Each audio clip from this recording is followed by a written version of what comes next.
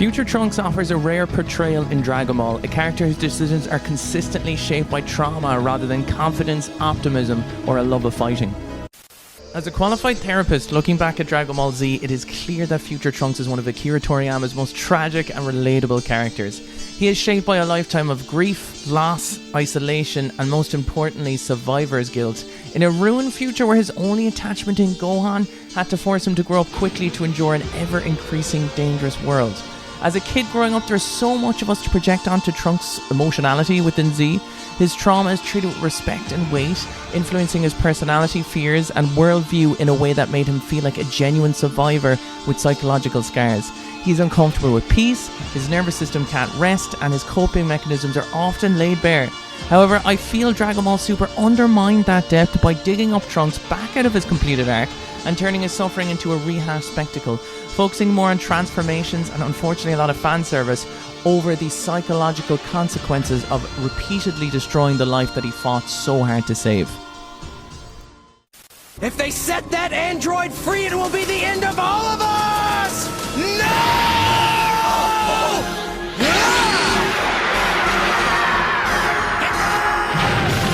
It is only with the backdrop of looking at Trunks from Dragon Ball Super do we understand a Z Trunks that has a timeline and a history and a three-dimensional human narrative of what it is to be a character within an anime show. I mean, Z Trunks had a backdrop of trauma, and trauma is an experience that happens internally with you. It's not the external event itself. It's what it wreaks havoc on your nervous system, who shapes you who you are, and ultimately triggers a lot of decisions we make in our lives. And if we were to look at the post-apocalyptic nature of Trunks' future timeline, where the androids have taken everything from him at such a young, pivotal age, and at that stage of development, what that would do to him as a character, who also has to carry a weight of responsibility due to his heritage, his history, and his nature of being a Saiyan, and also carrying on the legacy that Gohan left him. And speaking of being left, that's what Trunks has internalized. Gohan has left him, all the Z warriors are dead, and he is in a world that only knows pain and suffering, and therefore has to respond to that appropriately. And we talk about a Z Trunks who builds up his coping mechanisms. And one thing we learned about coping mechanisms in a therapeutic background in a setting is that they don't always serve us in that moment in time. Do you know, when the danger leaves us, we still have them to protect ourselves, but quite often they can hinder us as well, which makes Trunks a very relatable and grounded character. And even more so than that, when he goes to the current timeline, or our timeline as I'll call it, and he visits the Z Warriors and they're nonchalant as always, Trunks is that character who does not leave a second pass by. The second he sees Frieza, he is absolutely going to be dealing with that threat in the moment to not re-experience trauma. It's not about a Saiyan's ego, it's not about a Saiyan's pride, it is about a young child's trauma, and that is to be avoided above all else. Even to go against his father's wishes, who was absent in his life and who he gets to rekindle with now. Even though, I mean, Vegeta as a father is its own trauma within of itself. But that Trunks, that when he's fighting Cell and he's not going to leave him transform, when they go to the bunker with Krillin and they find Android 17 and 18 within that bunker when Gero is about to wake them up, do you know, he is instant to act. This is all a trigger trauma response in Trunks that gives him this grounded character nature. And also, as a story and plot device, Akira Toriyama here was pretty genius, because Trunks represents what happens to you if you fail in this mission. If you fail to stop the androids, and if you fail to stop Cell, these are the consequences. This very bleak person who has experienced so much suffering is the result of his timeline failing. And therefore he's always there brooding in the background as a character that is telling us as the viewer and informing us about past, present and future, which I absolutely think is phenomenal.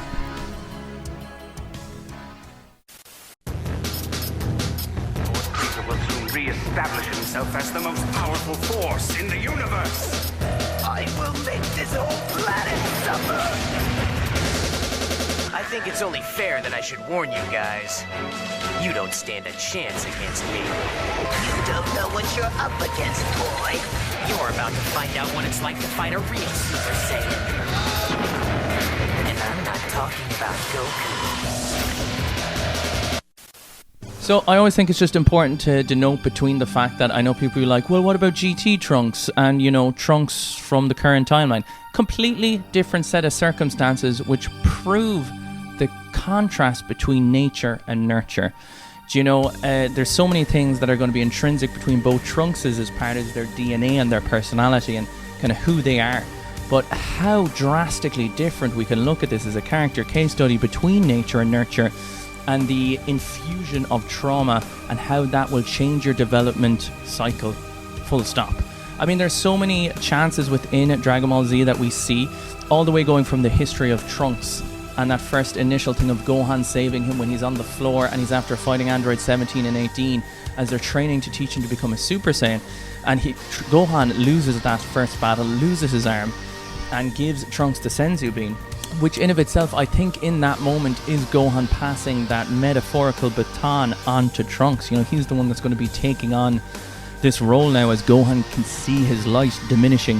When he goes to that last fight and he knocks out Trunks, that is trying to shield him. You know, that is in some way that Gohan is his attachment, you know, his good enough guardian. But it's very hard to be a good enough guardian in a world that is absolutely torn to shreds, you know. He does everything he can in that.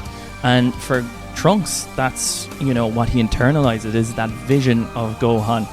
His love is also turned to trauma in of itself. And, you know, again, we fast forward to Dragon Ball Z when Trunks first arrives to the Z Warriors, and I remember watching this as a kid and being like, this was absolutely wild, seeing a character that looked like this.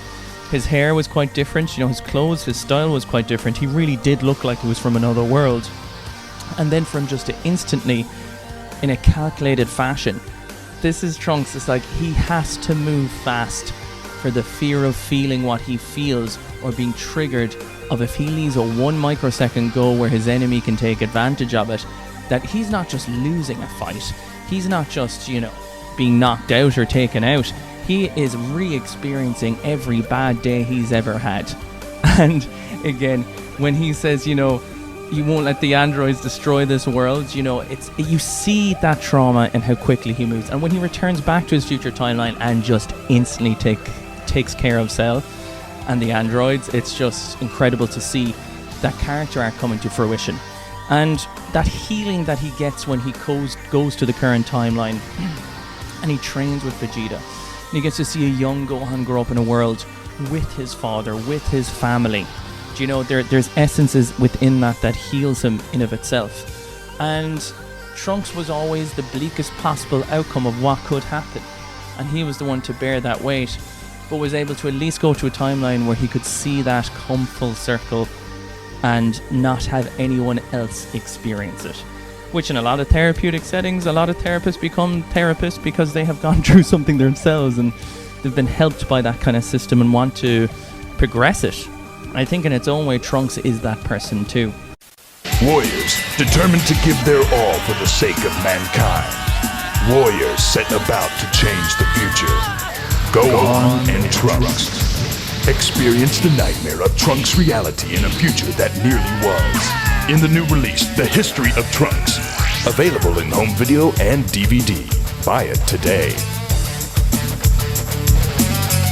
Come back to Trunks and Dragon Ball Super.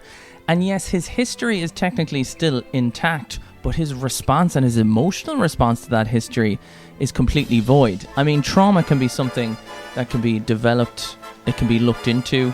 You know, the way I would look at it is, you know, trauma can become a scar, maybe more than a wound, but it still always informs our future decision making to some capacity. Maybe it doesn't take over our lives as much as it did in the subsequent years after something like that. But again, it's an experience that changes your nervous system as who you are. So when we come to Dragon Ball Super Future Trunks and we get this very sanitized version of him, a very 2D caricature of who he was. I mean, not to mention that Z already completed his entire arc, so to even reopen that in of itself is a bit of an insult to great character writing and, you know, a generation who grew up with a character that was very relatable. I mean, I think outside high school Gohan, who has his own quirk relatableness and his embarrassment and trying to be, you know, the Spider-Man essence. You know, he has great responsibility, but he's also trying to just be a teenager. Trunks is by far the most relatable character. We might look to Vegeta as someone who we want to have that kind of motivation and strive for, but Trunks is ultimately, I think, as a viewer, we reflect and project onto almost the most. And, you know, Trunks was the bleakest part of Dragon Ball Z, and when you put him into the very bright and comedic, and I would say almost going from, you know, a PG-13 to a universal rating type Dragon Ball, he stands out kind of like a sore thumb and has to be nuked and neutered as a result. So he's constantly in comedic scenes with Vegeta and Goku, you know, with that lighter visual direction. There's a lot faster emotional transitions, and there's less lingering on the psychological consequences of the past, which gives this extreme tonal mismatch for his trauma, and I feel it's far less embedded in his personality. He is far similar to a current timeline Trunks, but even at that, he's somehow softer. You know, there's so much naivety in him that, you know, and that was a big part of his growing in Dragon Ball Z. You know, he had this trauma, and he had to, you know, get to know the Z Warriors that he missed out on his timeline, and he learned from them, and there is a certain amount of healing that takes place. But I think that healing is the naivety. Do you know what I mean? There was a common sense that came into him of, like, he still had that trauma response to save the world instantly, but he also now had a more calculated brain to deal with it. He wasn't completely overcome with emotions fighting Cell and the androids in his timeline. Fair enough, he had the power to defeat them, but he was more cool and calculated about the things that have happened to him. So I think between the different tone he has in Super, and I think by the different reactions, and I think by the fact that his character is not directed by that history and trauma anymore, from the history of Trunks to Dragon Ball Z to even the non-canonical Toei movies, do you know, it's significant difference. And it's just one of those other things that once you dig up something from the grave like Z Future Trunks, just to have something to talk about in Super, it's upsetting. It's upsetting. I think it's the only way to look at it. And look, I'm never here to yuck anyone's yum. I'm really happy for people who enjoy Dragon Ball Super. This isn't me telling you not to enjoy it. It's not me telling you it's bad. I enjoy the manga. I enjoy the movies. But there has to be a point in time where we kind of objectively too look at character writing. And it's fun for me to make this video. Do you know what I mean? That's just why we're doing this. And look at it and say, we brought him back, a perfect character with a perfect start, middle and end, to kind of desecrate our poor boy Trunks. I think my main point of contention with future Dragon Ball Super Trunks is that it retroactively weakens the meaning of his earlier victories. In Z Trunks, he's finally saved his world through perseverance, and in Super, his timeline is devastated again. Almost everyone dies, and the universe itself gets erased, which is just the biggest insult to injury. And this shifts him from the survivor who overcame despair to the doomed guy to endless tragedies, do you know? Ironically, instead of him deepening his trauma, the story moves so quickly through the catastrophe that it can almost feel like completely emotionally flattened. And if you were to boil it down to the core issues, Z Future Trunks worked because his trauma affected every interaction. The tone of Dragon Ball Z supported that seriousness, and his growth had payoff.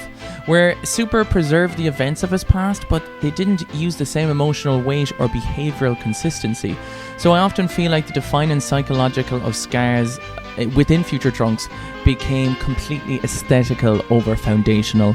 And when that happens, what do you have to cling on to? And if you're wondering why I have any credentials to talk about this, I am a licensed therapist, and I worked in addiction centres, and I worked with kids and adults and teenagers in all varying backgrounds.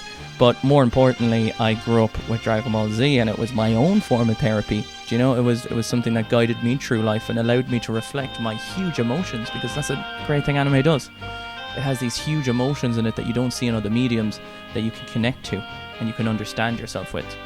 Guys, if you enjoyed this video, you can check me out on twitch.tv/steamy_streamers, and be sure to leave a comment below. And if you disagree with me, I love hearing that too. Thank you so much for taking the time out of your day to watch this video, and thank you for allowing me to use a bit more of a therapeutic spin on a Dragon Ball video, as it's my first one doing this in that kind of manner. So I really hope you guys enjoyed. My name's Keith, this has been Steamy Streamers, and I'll catch you on the next one.